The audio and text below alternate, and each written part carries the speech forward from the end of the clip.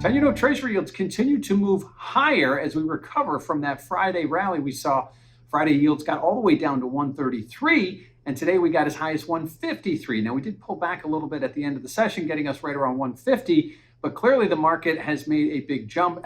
Risk assets have benefited after selling off late last week. We saw the stock market rally nearing those all-time highs. Well, we've seen Treasury yields rally as well, taking them up as high, back to that 150 mark, a mark we haven't seen really in about a week. So right now, things getting back to normal, but we do have some things on the docket ahead that could shift all that very quickly, and we'll talk about that in a moment. But again, yields continue what we've seen since Friday's lows were put in, creeping higher today, getting as high as 153.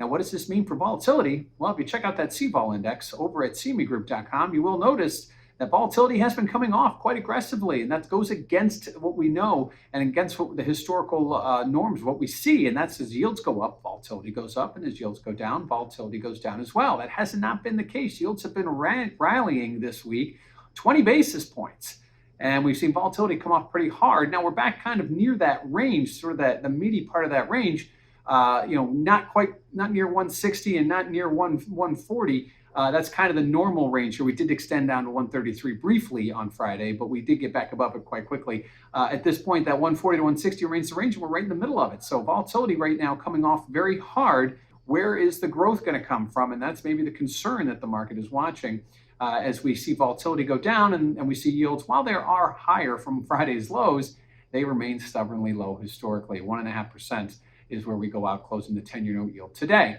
We also had a mediocre auction today, which theoretically should have pushed yields higher, and that didn't. So a lot on the bond market's mind right now. Clearly, supply not the case. And again, we're going to wait for some data later this week, as well as that Fed meeting later this month. And let's take a look at what we have later this week. We have the claims number tomorrow. That in the moment look at our jobs report. We are expecting claims to be about where they were last week, about 220,000 new filings.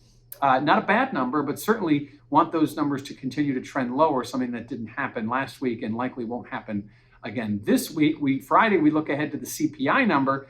The Consumer Price Index is expected to continue to go up. Now, last month we got above 6% year over year. This month, we're expected to see it just fall just below 7%. At least that's what economists are expecting.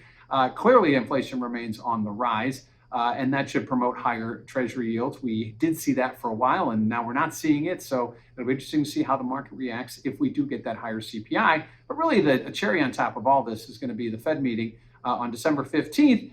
What will the Fed do? They've already admitted that inflation is here for longer than just a brief period. It's no longer transitory. They are going to be tapering and expected to taper more aggressively. It means taking back some of those purchases of those assets that they've been put on since the beginning of the pandemic.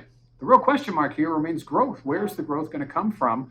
And will we get some kind of balance between this higher inflation and growth? If we don't get to see that growth, rallying with the inflation, we start to talk about something that no one wants to talk about, and that's stagflation. Clearly, that's not going to benefit anyone, and that would likely keep bond yields from rising, which they would normally do in this type of environment. So 10-year Treasury yields about 20 basis points off Friday's lows, but hovering right around 1.5% as we await claims, Friday's CPI, and next week's FOMC.